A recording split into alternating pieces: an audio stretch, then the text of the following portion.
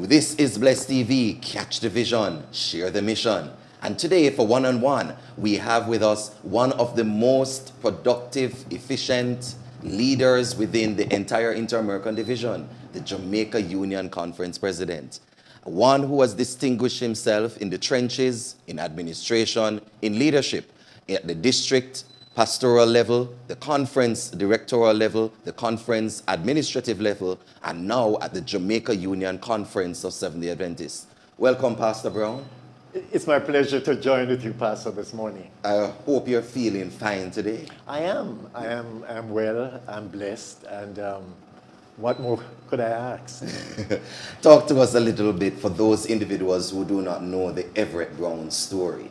Where has Everett Brown's history, where has his life's formation taken place? Dr. Oliphant, it is my joy to answer that question, and I hope that in answering the question, some young persons out there, members of the church, will be inspired and blessed and will seek to recommit or commit themselves to mission. Yes. Well, I was born in Ramble, Manchester. Yes, sir. My father grew up in a Seventh-day Adventist home. As a matter of fact, my grandfather was a deacon in the Seventh-day Adventist church in Cumberland. My mother wasn't a Seventh-day Adventist, but subsequent to marriage to my father, she too became a Seventh-day Adventist. So most of my young life I spent in Ramble, being a part of the Seventh-day Adventist church in Ramble. And it was there in Ramble, the exposure to Christian principles, my father, my mom, the church, and later on in, at the Maypen High School, that the seeds were sown for what really has taken place in my life over the years. And so you went to, you got Adventist Christian education at the feet of the great Winston Preddy. Of course. In Maypen. Yes. And yes. how did that experience at Maypen High School, how did that help to shape you? What were some of the defining moments, the key learning that took place in your life? Not book learning now, but learning in terms of life values. Initially, when I went to the Maypen High School, as a matter of fact, teachers, including Mr. Preddy, came to my church one morning and promote Christian education.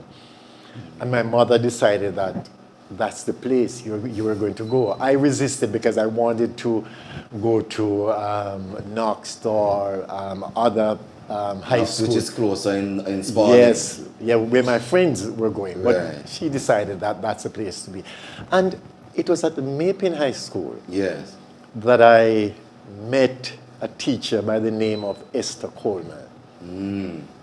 Esther Coleman, as a teacher, she was not only concerned about us learning academic development, but she was concerned about our social and spiritual development. She would pray with us. She would find out exactly what's happening to us in terms of our physical and in terms of our spiritual growth.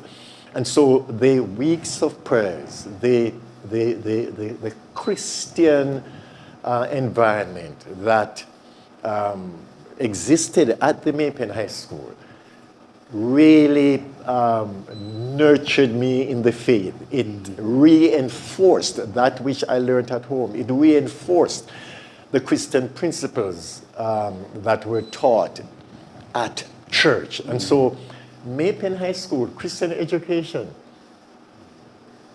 plays a significant part in my spiritual and social development, and I believe was the foundation on which my ministry was formed. Yes. The Valley Genesis study, which is the largest study that was ever done in the Seventh-day Adventist Church, perhaps until now, showed that there were 3 critical areas that form the health, spiritual health and direction of Adventists: the home, the school, and of course the church.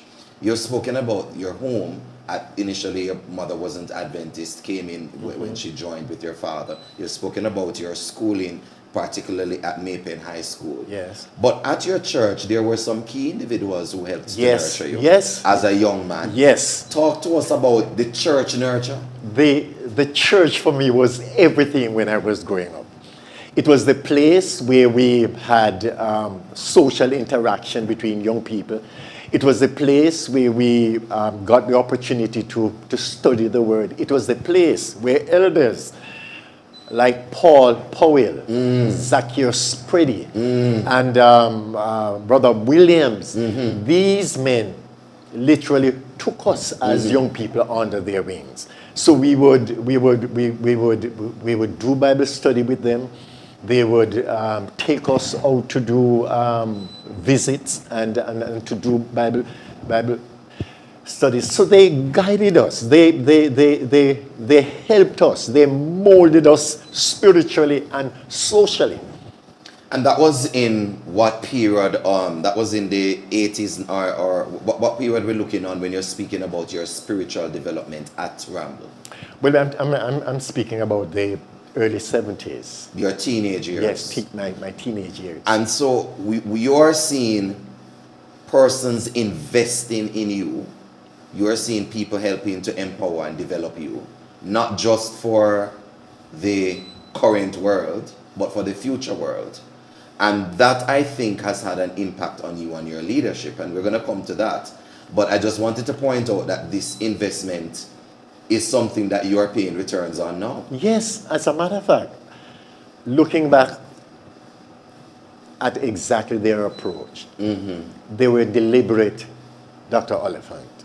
These elders were not thinking of me going into ministry, pastoral ministry. They were not. But they felt that God called them as local leaders to nurture. And they invested time in me. They invested time in us. And I believe that that level of investment is now paying off. Yes. Because there were other young persons who might not have gone into the ministry like I did, but other young persons who were nurtured by these elders who are providing leadership in the church, not only in Jamaica, but worldwide. So I owe a debt of gratitude to these leaders who took time out to nurture, to invest in us, so that the church is benefiting from that kind of investment. I'm not even certain. How many of them are around right now? All of them. All of them. So they're able to see the growth and the trajectory of Everett Brown and the others that you would have spoken about from their local church in Ramble. Yes. Speak to us then, as the leader of the Adventist church in Jamaica now, about the role of the local church, not in 1970, but the role of the local church in 2024 in shaping the future of the church and of individuals, young people going forward. You will appreciate, Dr. Oliphant, that the church presently, the church of 2024, finds itself in a very dynamic environment. Yes, sir. Yes, sir. The basic doctrines of the church will not change. But how we do church in 2024, we cannot do church the same way we did church 100 years ago or 50 years ago. Because the thought processes, the thinking of people, we are in a technological age, and an age where people question things. And as a result of that, we have to be creative in how we do church. Note, and I want us to recognize that I'm not saying that its structure must change. Neither am I saying that our doctrines will change. But how we do it. Jesus, when he was here on earth, found himself in a cultural context. And he communicated in a cultural context. We also know must recognize that our young people, the people that we are seeking to share, minister to, finds themselves in a different context when the church started. And as a result of that, we have to develop different methods of communicating the gospel, different methods of nurturing, of teaching, of empowering, yes, our people. I hear you, Pastor Brown, on the point of the structure. But could it be that the structure of the Adventist church, the hierarchical nature of the church, the fact that we move from GC to IAD, from IAD to union, and from union to conference, and conference to... Could it be that that also needs to be revisited in the new era, the new environment that if creativity is going to be harnessed, and if we're going to do, we're not changing the doctrines, but if we're going to actually pivot and make the context relevant, make our response to the context relevant, do you think that there's space for consideration of varied new structures for the Adventist church, especially with the local church? Is the local church being choked, in other words, by all of the programs that is coming from wider organization that is limiting the impact of the local congregation to think creatively, to implement programs according to its own local context? Do you see that the structure is an issue? I don't think the structure as it is now, yes, prevents creativity. Okay.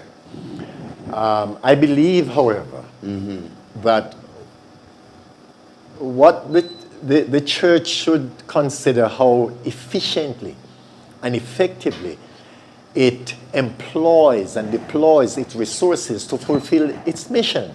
Talk to and us. When I listen to the present treasurer of the General Conference, yes, Pastor Elder Paul Douglas, from the East Jamaica, yes, and he, of course, and his focus on utilizing the financial resources of the church for mission. He believes that if the resources of the church, financial resources and other resources of the church, is not being efficiently employed in mission, then we should consider it. So I believe that there is space at the local church for creativity.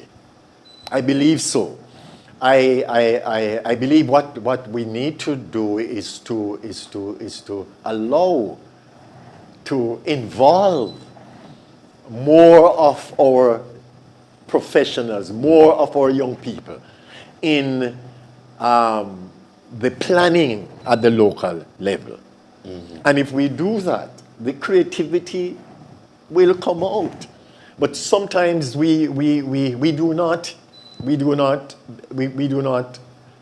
involve these persons who are knowledgeable, these persons with the skill sets, and it's not easy to change, Dr. Oliphant, and sometimes we allow tradition to box us in. And so if we allow those young persons to be involved in the leadership structure of the local church, if we give them space, then we will see that level of creativity. Because, for example, the union does not legislate what the conference does or what the local church does. The union acts as a counselor, as a facilitator, and the work, mission is done at the local church. The local church is perhaps the most pivotal era indeed within the structural formation of the Adventist church. It is. And because of that, there are a number of persons, President Brown, who are of the view that, I'm speaking on behalf of leaders who have spoken to me in numerous areas, that at the local church, there is the diary of the local church is sometimes so crowded by the conference plans, the conference programs, that by the time they are supposed to put anything in, it gets shelves. And then the focus on evangelism also creeps in. Speak to a local church leader, a young person on the board, a young professional who is perhaps frustrated with the turnaround time, with the bureaucratic structure, with the board dynamics, and is trying to navigate, find a way to take the creative mind and to implement the church mission program, but it's stalled. It's stalled. Speak to that young person, young professional today, Pastor. I have seen at the local church, Yes. at the local conference, Yes. some initiatives being taken which were down to the benefit of the church. Right. And so if a local church person, let's say an AY leader. Yes. I knew you would go to AY. Yeah, of course, because that is where my passion is. A local AY leader, a local partner leader wishes to do something. There is the channel that would be discussed at the local Adventist youth level, discussed with the local leadership, and discussed with the pastor. And I am confident that if that particular initiative, that particular program falls within the broad, not the exact, but the broad focus of the church, that the church will support. So I have never felt that at the local church level, the structure inhibits creativity or the structure prevents an individual from doing. But yes, I'm concerned, and to answer your question, I'm concerned about how program-oriented we have become as a church. Mercy, the diary is heavy, Mr. Yes, President. The diary is heavy. I am. But also, I am also aware of the fact that with all of that, there's still enough space for the local church to create and to effect programs that meets the needs of the local church. I hear some local church leaders in my ears right now as you're speaking, Mr. President. Yes. But I'm going to pick up on that with you. Yes. We're speaking with Pastor Everett Brown, the president of the Jamaica Union Conference. Jamaica Union Conference covers the 5 fields of the Seventh-day Adventist World Church within the Inter-America Division.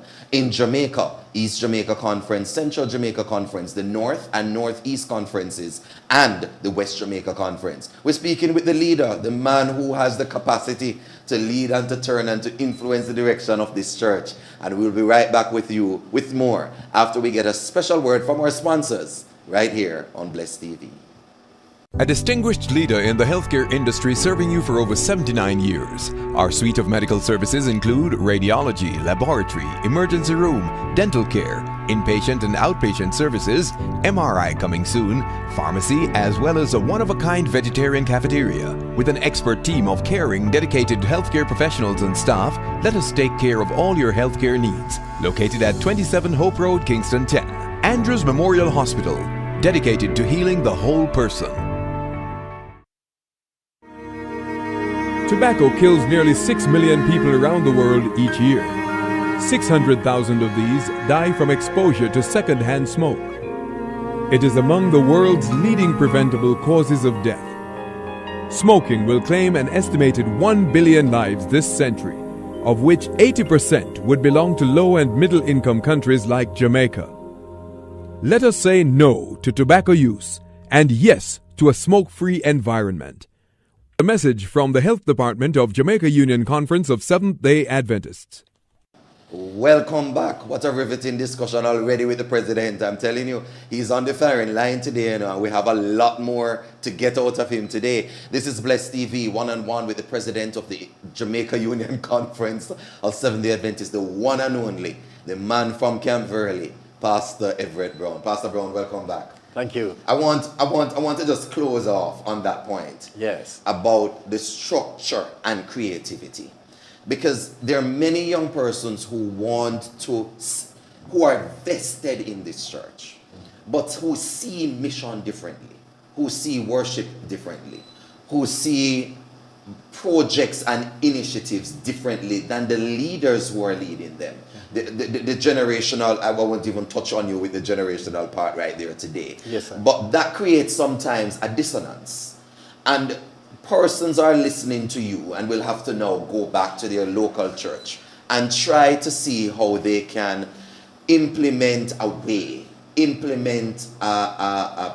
create a path through which they can be able to shape mission for the 21st century. Yes. What are some ways you see, seeing that you're saying the structure does not inhibit creativity, what are some ways that you see that this can be done?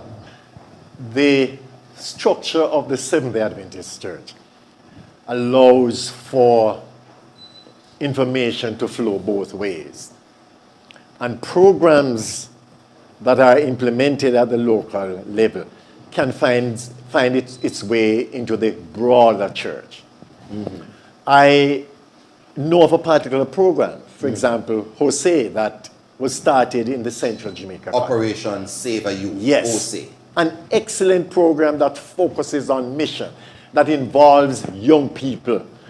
There are programs such as the program in the East Jamaica Conference where the young women are involved in mission. GEMS, the GEMS program. These are programs that emerge out of... And in North Jamaica, we have Save a Youth Foundation, Of which course. raises funds for... And in West Jamaica Conference, they focus on the community. These are creative programs that the structure allows to develop locally and grow conference-wide, union-wide, and sometimes they find themselves in the division of the worldwide church. So even though the structure does not inhibit or prevents creativity, whenever a young person, if a young person has a brilliant idea, talk to your local leaders. Talk to your local pastor. Put it in a plan and share it with them. And usually, 9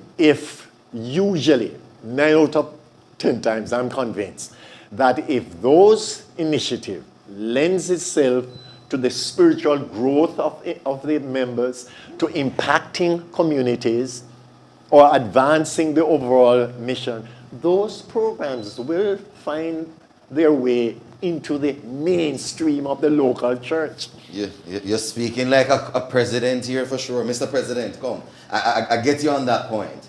Let's go back. So we've looked on your history and how your local church has had a direct impact on your life and shaping your education, shaping your ministry, shaping your mission focus. Speak to us now, because most persons don't understand how the internal dynamic works. Mm-hmm. So you were, in fact, a local church leader. You were a youth leader at your local church. Yes. And then you got the call to ministry. Yes. Does the call to ministry require you, asking for some of my friends, does the call to ministry require you to go and get an education at NCU? Well, when I graduated from the Mapen High School, I wanted to do business. That was my passion. Mm-hmm. But my involvement in my local church, leadership involvement, my involvement in witnessing, I felt a call on my life to totally commit myself 24/7 to ministry and the mission of the church. And so I went to NCU to do business. Is what you're saying? Yes, to do business. And in discussing my program, it was suggested that you could do two majors, 2 streams. Mm-hmm. And instead of my registering for a major in business, I ended up majoring in theology and doing a minor in business. The Holy Spirit led me to do that. We're going to come to that later. And I want you to speak. I did not receive the call to ministry in high school, whereas some of my friends from high school wanted to go into ministry. That was not me. But I suspect that my involvement in church, the nurturing, the spiritual investment, all of that was preparing me, and God was preparing me for a life of service. And here I am. So you had an entrepreneurial mind. Yes. You went to NCU to study business. Yes. Ended up doing major in theology with a minor in business. Yes. Can I just put a little pause right there? Yes. In the conversation? Yes, sir. What then is your thinking? Because in the church, pastors who go to Northern Caribbean University, or gentlemen and women who go to Northern Caribbean University to study, they are normally going on the pastoral administration streak. Yes.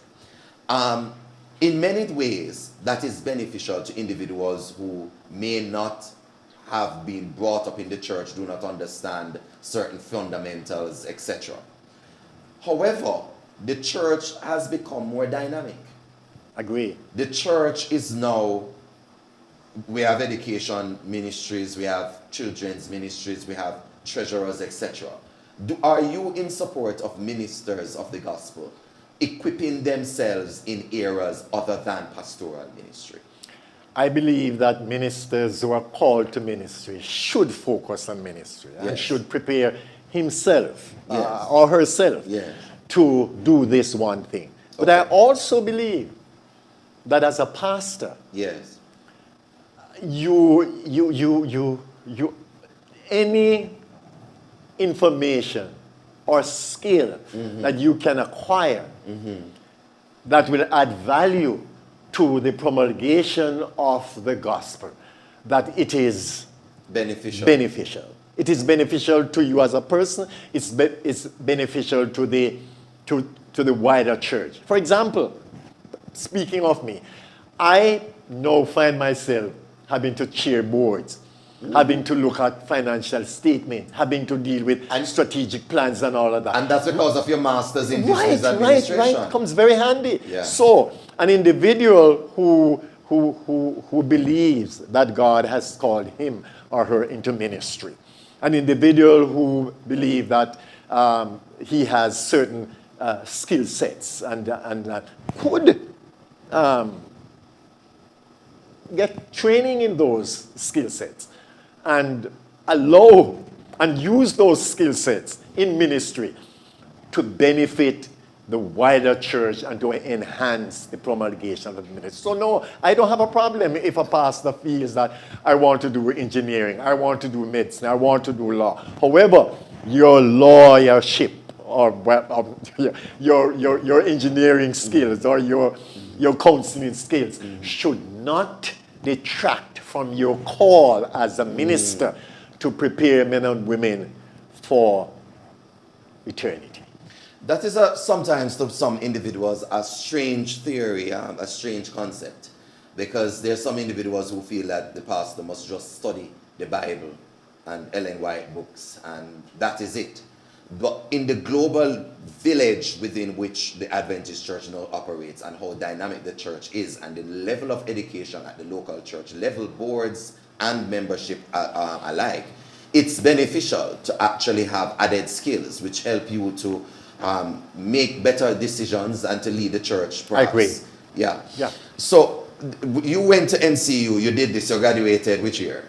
I graduated in 83. The class of 83, and you started working in the mighty, powerful, the essential Central Jamaica Conference. Hold on. When I graduated, I was not employed. When I graduated, there was no space for me in the conference. I applied, but interviewed, no space. And so I had to turn to teaching. And so I taught at the Christiana Secondary School principles of business and accounts, and prepare students who did excellent in their external exams. It was during my time at the Christiana high school as a teacher, that an elder, Ashford Williams, called me and says, Everett, come and do a week of prayer for me. And while going to school, while working at Christiana, I did this week of prayer that turned out into a 3-week evangelistic crusade, and 16 persons were baptized. And as a result of that, he spoke to the conference president and said, hey, I have a person here. This young man has potential. Right? And so in 85, I was taken on as... So you graduated in 83, yes. and for 2 years you Yes. were without your space. But was involved But you in were mission. involved. Yes. And I was taken on and sent to the Brownstone district as Your pastor. first, and that Brownstone district then was from below Spaldings Yes. to right on the edge of Discovery Bay. Yes. Yes. And that was how 11 many churches. districts? 11 churches. 11 churches. 11 churches without a car. 11 churches, members. Dr. Gallimore Of course, helped you out quite a bit with the car. Yes, and Princess. They helped me Princess Laws. and others also. Yes. But it was one of the most exciting period of my life, having got my first pastoral district. I love the people. They love me. Today we have bonds of friendship that were formed in my first pastoral district. To know. So you pastored for how many years? I was asked, I was transferred to the Portmore district. And from the Portmore district, I was transferred to become associate pastor of the NCU church. And then I think in 1988 or 1989, I was called to serve as youth director of the Central Jamaica Conference. That's my best job so far in the church. That is where most people know you from. I think a lot of us, myself included, Yes. have benefited from those years of your youth ministries when you had the brown Toyota Corolla. The brown Camry, the white Camry, Corolla. And the white Corolla, right, that is it. Isabella. Yes. And those were years when you still look as young as you did then. Oh, thank you. I just want to ask you how you keep the form. Thank you. You still look young and fresh. Because that's how, even how you are now is how I remember you as a child, and I'm no longer a child. Certainly not. So we see you moving on the right trajectory with that. Your years as youth ministries director, though, from you entered the office then in 88, 89, you have not looked back, because you have been on an upward climb within the church in terms of leadership. You moved from being youth ministries director to then executive secretary, and then move from executive secretary to becoming president. So tell us a little about the lessons that you would have learned, that you would have honed as a youth practitioner, as a leader, as many of us have remembered you as youth director, that you think is beneficial for the generation coming behind. To value people. People is the most important asset that we have. Not to condemn, not to be too judgmental, and to recognize that we are all growing. We are all growing, and we make mistakes. An incident took place at camp one year that has taught me a very important lesson. We had a visiting camp director, pastor from England. And one night, while he was under his tent, the guys pulled a prank, placed water on his tent, cut the ropes, and the water fell on him. That sounds like camp. Yes, yes. I decided that I was so embarrassed. And I decided to discipline the guys. I found out who the guys were, and I decided to discipline them. And so at camp council, before the devotion was done, I was so embarrassed that I decided to call all 4 of the young men up, packed their bags, and told them before the devotion was completed to head for the gate. After that was done, Ken Wright, an extraordinary leader, the great came Ken to me Wright. and he said something to me, Dr. Oliphant. Yes. He says, Pastor Brown, you could at least waited until the devotion was completed and they get the blessing before you send them home.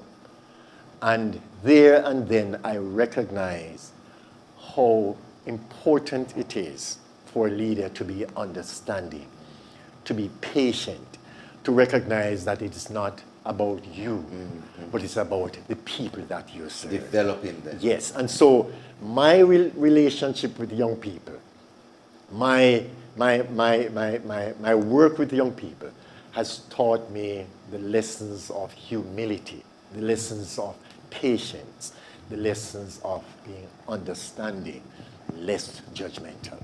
And I carry all of those into my marriage, into my relationship with my children, into my relationship with people, into my relationship with my colleagues. Not perfect, but these very important lessons have helped me in my leadership so far. I'm going to touch, and that is very, very powerful. That's a powerful lesson. The great Ken Wright has stood out as one of the most exemplary leaders we have across the entire Jamaica Union. When it comes down to youth ministries, commitment, quality, dedication has always been there, and I see he is still quite much involved, yes. active. Yes. Can't get it out of him. No. So you would have gone through the various levels. From local church, you've been through the conference, you have served your church, and now to the union. The union is considered the highest ranking administrative area within the Jamaica setting amongst all the fields and conferences. You have the ability to shape the direction for the president of the union is also the chair of the board for Andrews Memorial Hospital, as well as the chair of the board for the Northern Caribbean University, health and education. So in addition to the work of the churches, which is focused on mission, which includes those two other arms, but you also oversee 700 plus churches. Yes, I do. You oversee 5 conferences and a number of institutions within those entities. And so the workload on you is heavy. Yes. You came to the leadership in Jamaica Union, as I recall, when Jamaica Union was at a very tender place in the sense of transition phase, in the sense of what happened with the fallout with IML. Yes. Tell us about how you handled that. What were the guiding principles that would have helped to shape you bringing the church through this difficult part, because you're speaking about millions of dollars with a number of persons who would have invested and would have lost. What were the guiding principles? What were the things that were at the forefront of your mind as a leader, as a pastor of the church? Trust in God. Reliance on God. A leader must always be in touch with God, an intimate relationship with God. So you talk to God about the issues, you pray to Him, you place it before Him, and you get a sense of direction from Him. So during that period of time, union president was not on my mind. Youth director was never on my mind. Conference secretary was never on my mind. I just wanted to thrust myself in the ministry, to pray with people, to encourage people, to study the Word of God with people, and to see people committing themselves to Jesus Christ. That's my passion then, and this is my passion now.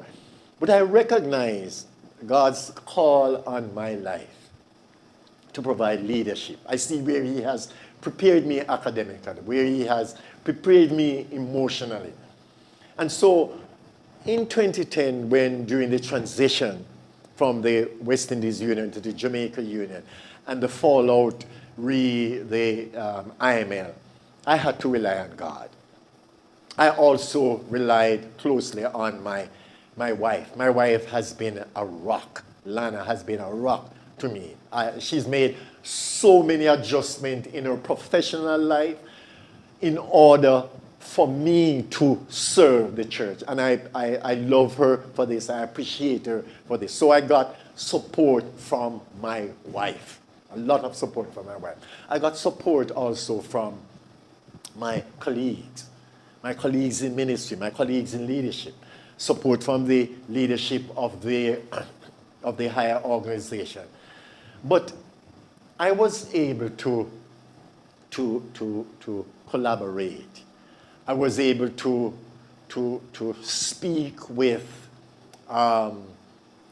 members of the church who had the skill set to deal with these issues. And so Dr. Trevor Little was the person whom I turned to. And I said, Elder Little, you have experience in dealing with challenges like these. How would you deal with an issue like this?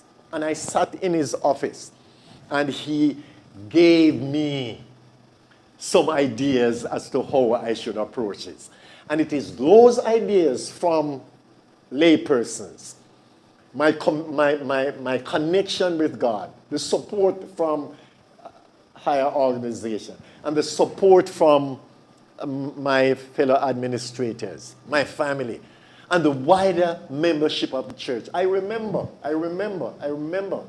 talking with a leader of the church, and he says, we thought we thought that the Jamaica Union would go under. But you did not, Pastor Brown, because of the commitment and dedication of the members of the church. The members of the church are super. Yesterday I sat in a church. I sat in a church that I was visiting for the very first time. The Vaughansfield Seventh-day Adventist Church, and they were celebrating 100 years. Their centennial. And when you look at the members who are serving in East, the members who are serving abroad, the members who are serving in Central, the members who are serving all over the Jamaica Union and the world, they came from the Vaughansfield Seventh-day Adventist Church. They came back. The members of the church are committed to mission.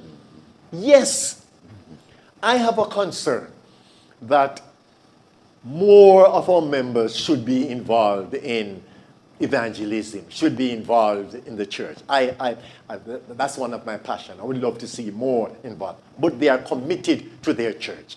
And this church will never go under because God is in control. And God uses members of the church, faithful members of the church, to guide and support.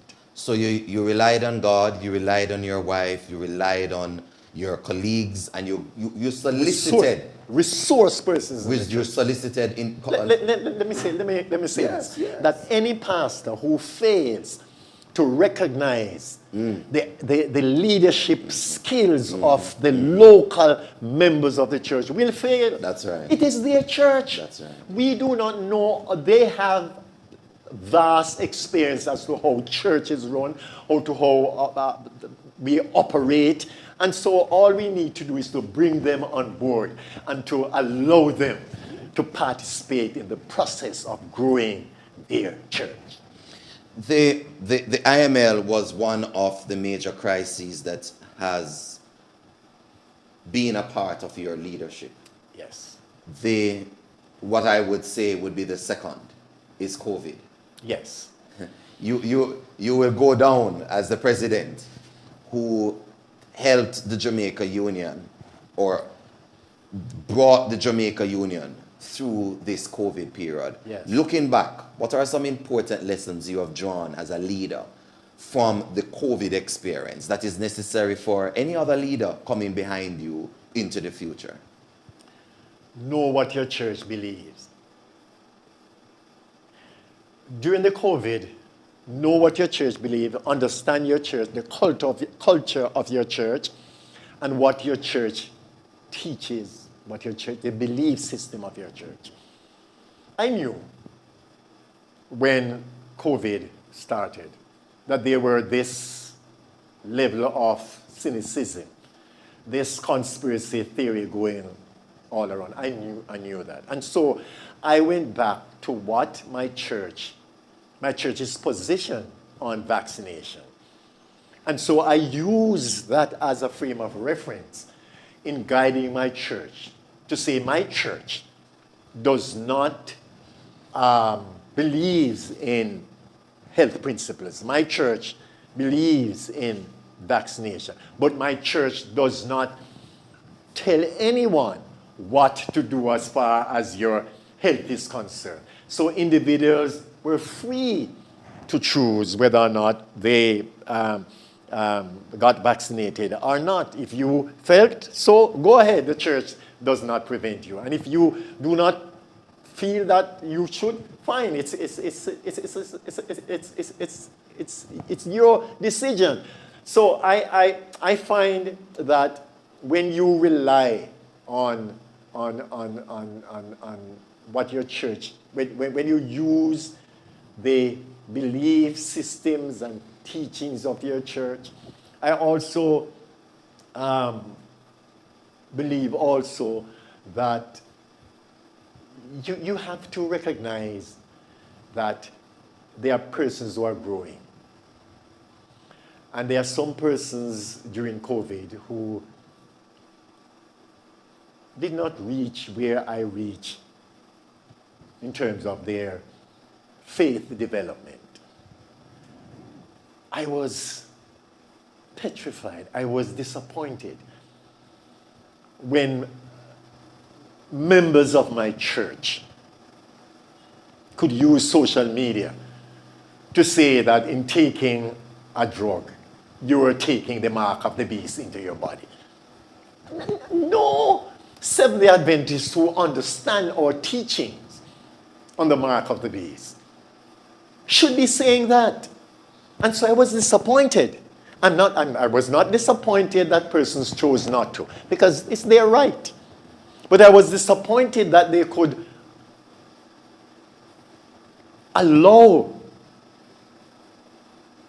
conspiracy to so affect them to the extent that they are equating the taking of an unsafe or safe drug, vaccine, and comparing that to someone taking the mark of the beast into their body. It's unlike us, and I was concerned. So I believe that there is still need for us to educate our church. It brings us to a point that I want to pick up on the other side of this break. Yes. The issue of doctrinal purity, doctrinal teaching, and doctrinal education. Yes. But we'll pick up with that. We're speaking with the president of the Jamaica Union Conference, the one and only Pastor Everett Brown. We are going to pick up right after this break. Take a word from our sponsors. You're watching Bless TV. Share the vision. Catch the mission. Tobacco kills nearly 6 million people around the world each year. 600,000 of these die from exposure to second-hand smoke. It is among the world's leading preventable causes of death. Smoking will claim an estimated 1 billion lives this century, of which 80% would belong to low and middle-income countries like Jamaica. Let us say no to tobacco use and yes to a smoke-free environment. A message from the Health Department of Jamaica Union Conference of Seventh-day Adventists. A distinguished leader in the healthcare industry serving you for over 79 years. Our suite of medical services include radiology, laboratory, emergency room, dental care, inpatient and outpatient services, MRI coming soon, pharmacy, as well as a one-of-a-kind vegetarian cafeteria. With an expert team of caring, dedicated healthcare professionals and staff, let us take care of all your healthcare needs. Located at 27 Hope Road, Kingston 10. Andrews Memorial Hospital, dedicated to healing the whole person. Welcome back. What a discussion so far with the President. I wish I had more time, but I don't have much more time. Mr. President, speak with me. We're just on that point that we left off on. This point of doctrine Yes. has been one that has dogged the COVID era and post-COVID era. Not that it didn't exist before, but it certainly has been magnified. And I hear you speaking about knowing what your church believes and knowing what your church teaches, which is important, fundamental. Right. But there are a lot of false doctrines that are gaining prominence by virtue of the widespread nature of social media and individuals' access to these alternative sources than the pulpit. How do you see the issue of doctrine, in particular, the doctrine on the Godhead, the doctrine of the Trinity of God? How do you see that affecting us as Seventh-day Adventists? What should be our response? Thank you for asking that this very important question. It's a troubling question, but not a question that is very difficult for me to answer. The positions, doctrines, and teachings of the Seventh-day Adventist Church is based on Scripture. And whilst Trinity, the word Trinity, may not be found in Scripture, there is enough evidence from the Old and New Testament that there is a triune God. And so our church, the Seventh-day Adventist Church, and this is why I said as a pastor, as a leader in the church, one of the reasons why we are ordained as ministers of the worldwide church is that we believe in the doctrines, the teachings of the Seventh-day Adventist Church, and we are prepared to do that. So as leader of the church, as a pastor, I have enough evidence from Scripture to support the church's position on the triune God, Trinity, as taught in the Bible. And so I would encourage local leaders, if there are persons who are concerned about the Trinity or concerned about any other doctrines, any other positions of the church, that you create space and time in your local church to educate. Dr. Oliphant, I was talking to a leader of the church not too long ago, and he says, Pastor Brown, as we were relating to them about some of these challenges, he says, you will always have persons with different views. But as a church, we have settled at this point in time on these fundamental beliefs, on these doctrines. There is a process. There's a process. If you are concerned, you discuss this with your local pastor, discuss it with your local leader, have the discussion at the local conference, the union, and if necessary at a higher level, if you are concerned. And at that level, if you are still concerned, then maybe we could take that to the General Conference. Do you think it's time that the Jamaica Union Conference should convene, though, a biblical seminar on this? Yes. Do you think so? Yes, as a matter of fact, before you even ask the question, yes. And we had plans, and Pastor Johnson will tell you, we had plans this year to have organized a Bible conference. And the focus of that Bible conference was going to be on the Trinity. I don't remember the other. But yes, we do, and we hope that should be on the agenda. Yes, that should be on the agenda. We hope that in early 2025 we'll be able to convene such a Bible conference. I am happy to hear that, and I'm willing to be a part of that. Doctor, talk to me, Mr. President. I want to know, so we've looked on the doctrine.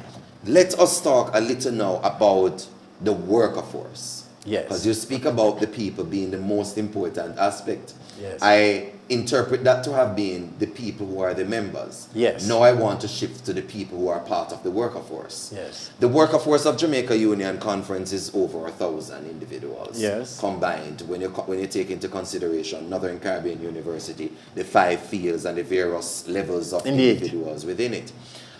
There is, however, the core group, which is the pastoral group, a series of migratory patterns that are emerging with greater frequency and higher levels.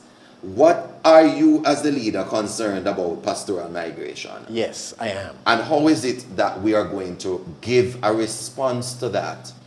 Is it that we are not responding to the needs of our pastors? Is it that we are more focused on, how do I put this, the pastors being servants to the people and nobody serving the pastor or caring for the pastor?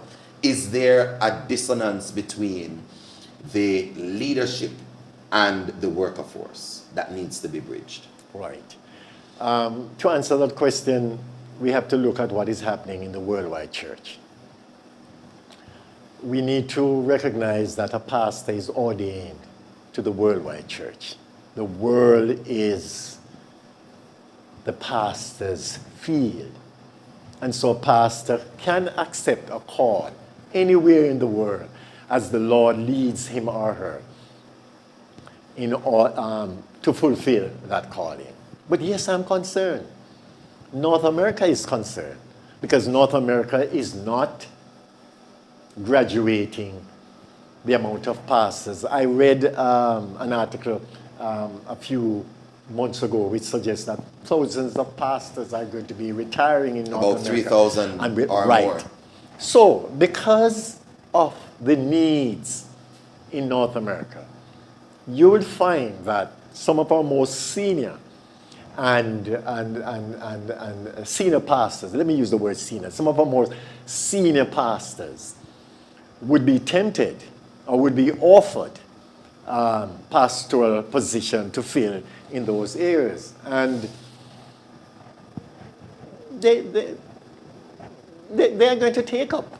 Yeah, but Mr. President, let's be frank on this. Let me finish. They are going to take that up. Pastoral migration is not different from medical personnel migrating from Jamaica. As a matter of fact, I read a few weeks ago where Jamaica is thinking of employing teachers from overseas to fill local situations. So the migration of professionals to first world countries is not only unique to the pastors. No, having said that, having recognized that, pastors are migrating not only from the Jamaica Union. Pastors are migrating from other unions also. They love the Jamaicans though. Yes. There Right. number of areas where the Jamaican pickup is much greater and higher than the other conferences. Right. I just want to try to be very broad in answering that. No, I'm not going to sit here and tell you that there might not be pastors who are frustrated. Yes. And they leave for what they would term more better opportunities. There may be that. But I came into ministry. I told you that for 2 years I could not get a position. Pastor Gladstone Knight accepted a call to Canada. Yes. And that's how you got into Brownstone. And that's how I got into Brownstone. So what we must do in Jamaica is to be proactive and recruit more young men and women for ministry. The challenge is though, Mr. President, the challenge is this. Number one, on the first burner, Northern Caribbean University is graduating a minimum of 9 individuals per year. Yes. I checked the graduation list for this year, it's 9. Yes. The fields are still maintaining large pastoral districts. So in 2024, you still have pastors pastoring districts with 4, 5, 6, which has been, have been for years. When you started out in 1983, you spoke about the fact that it was 11. There are still close to that number here. The largest I've pastored is 9, and I've started way after you. So how do we develop a plan? Because when you started out and Dr. Gladstone Knight went to New York, you were a single man. Yes. But pastors today, some of them coming into ministry with family and with children. Yes. And the reality of the dollar, the inflation, the extent, when a pastor has 5-6 board meetings and this one salary has to cover the transportation to wedding and funeral and all the week in the week visitations, etc., and normal life expenses, it creates a stress on the pastoral family. Yes. Is it that we are not considering or forecasting, looking into the future, to how all of this affects the pastors who are in your workforce? And I have a note. I believe in my church. And just sharing with you as a leader. Yes, and the church not going to go under. We know that. Yes, but I think we have to be creative. I see a number, as a matter of fact, there were about 2 or 3 of those elders, young elders in my church, whom I saw in them the call to ministry. And you send them to NCU? Encourage them to go to NCU. Yes. There are a number of young men and mature men who, if they were given the opportunity to prepare themselves for ministry, and at the same time continue with their regular professional jobs, that they could be an asset in the church, either as lay pastors or pastors who serve the church but fulfill their, and in terms of financial burden on the church, they would be doing their, and note I'm so let me ask. Have we reached that stage? This, I believe we have. Have we reached that stage? I believe we have. I believe that we are going to that stage where more lay pastors will have to be employed to provide. And they are as elders now providing that level of care. If we could train them and prepare them, then they would be able to fill that gap, that void, that is now created. Note, this is not something that I have voted on. This is something that I have discussed with my leaders, that based on the trajectory, I think. Are we going to get to the point where pastors are going to have less pastoral districts, Mr. President? We have to. I've been hearing that from I was a boy at Newport Church in Manchester under Central Jamaica Conference. Yes, the question is, these are fixed costs. And I have to put on my business. These are fixed costs. The minute you employ, the minute you split a district, there's a fixed cost. Yes. An additional, and you have to look at your income and to align your income with your expenses. Then if people are at the center, Mr. President, shouldn't we then develop that plan to ensure that the pastoral rigors of ministry in Jamaica are minimized so that the outcomes can be maximized? Yes, the goal is to reduce pastoral districts for pastors so that they can concentrate on their pastoral care more. But you have to find the funds to do so. You have to find the human resource to do so. If you don't have the pastors, you can't split the district. And if you do not have the income, you cannot employ another pastor. So you have to look at both. So we're in a dilemma, and we've been in this dilemma for a number of years. No. When I was an intern, when I started, those 10 and 12 pastoral districts are no more. Churches in a pastoral district are no more. Well, Brownstown has been split, of Alexandria, and yes. So we are reducing them. And as the income of the church increases, as we prepare more pastors for ministry, you'll find that... Let me quickly move on to a connected issue with that, Mr. President. The issue of the call into the ministry. I'm asking myself these questions of late. Is it that the Lord has stopped calling? No. Or is it that people have stopped answering? Because there was a time when the graduating class at Northern Caribbean University, School of Religion and Theology, was much larger than it actually is now. And we're seeing perhaps smaller numbers, sometimes even in the single digits, like perhaps this year. What are we doing to fix this enrollment issue and this concern, not just for the School of Religion and Theology, but also at Northern Caribbean University? Yes. One, we are granting more scholarships to persons who would like to study theology. We are offering more scholarships to those persons. We are also encouraging professionals who are leaders in the church and who would like to write.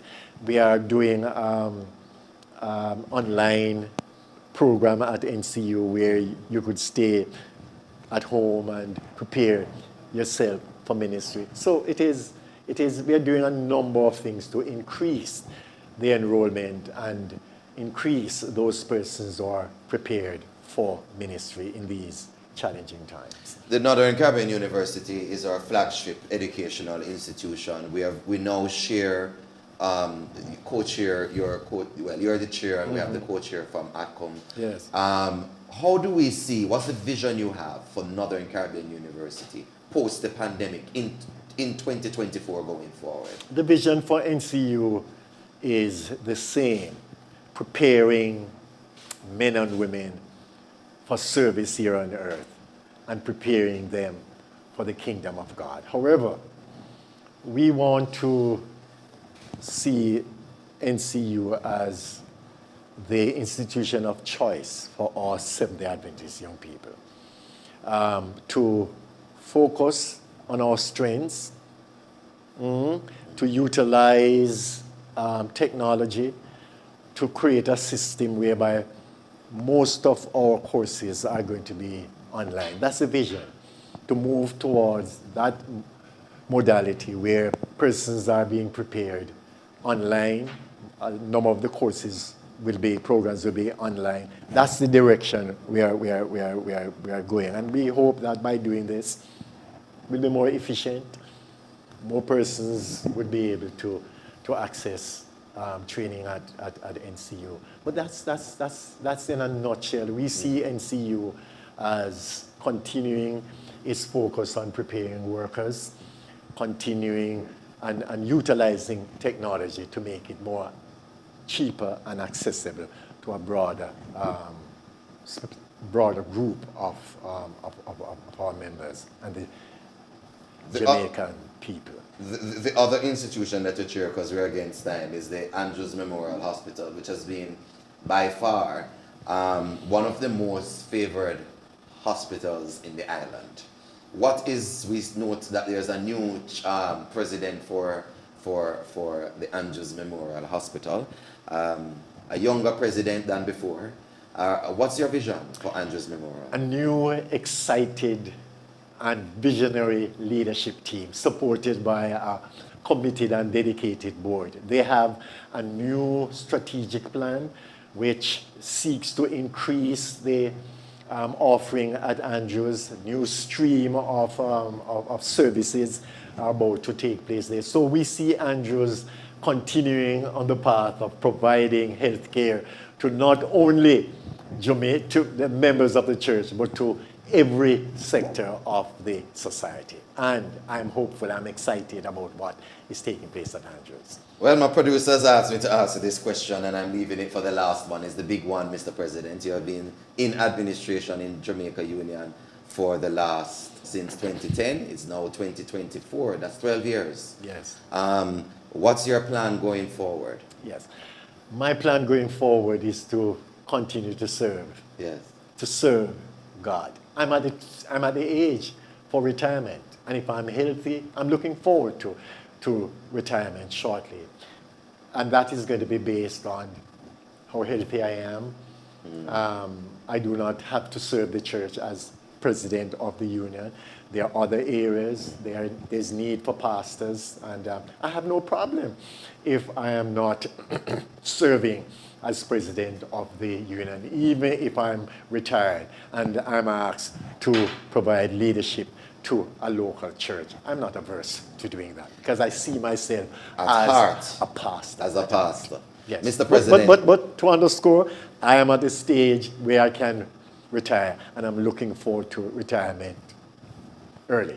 The State of Jamaica Union Conference now, Mr. President, as you look towards, I believe election is next year. We have General Conference in July. Yes. And I believe based on the constitutional changes that were voted for our union, December it will be for next year. How do you see the State of Jamaica Union? I mean, broadly speaking, there are 5 fields and 5 conferences, really. How do you see the state of your church now? Yes, the institutions are poised for growth. The conferences are doing well. As a matter of fact, some of the conferences are doing excellently. And so I'm comfortable with where the church is. The church is focused on mission. Christian education is important to me and important to the leaders of the church. We see health as the opening wedge. So Andrews, NCU, and our high schools will continue to prepare minds for service. So I am comfortable where the church is. I would love to see more of our young people accessing Christian education. I would, going forward, we have in place a plan to increase the amount of scholarships that we grant to needy students. We have in place a plan for an educational fund to fund these scholarships. So the church is in the hands of God, and God continues to use us as instruments of His grace to prepare a people for His second coming. And I can't wait for Jesus to come to take us out of this sin-cursed earth. I want to encourage the leaders and members of my church to let us be faithful, for very soon Jesus Christ will come. Mr. President, thank you so very much. My pleasure. It's been my pleasure. God bless you. Yes, sir. Thank you. There you have it, the President of the Jamaica Union Conference, overseeing 5 conferences, giving leadership to the Northern Caribbean University Board, the Andrews Memorial Hospital Board of Directors, and also across the fields through the presidents and the various administrators. We are grateful to have had you joining with us here on Bless TV for this edition of One-on-One. We hope that you have been inspired listening to the story of the young man from Ramble who has served through youth ministries and has served diligently his church in numerous administrative capacities, so that today he serves at the seat of leadership over all Jamaica at Jamaica Union Conference. Until next time, I am Omar Z.D. Oliphant. Walk good.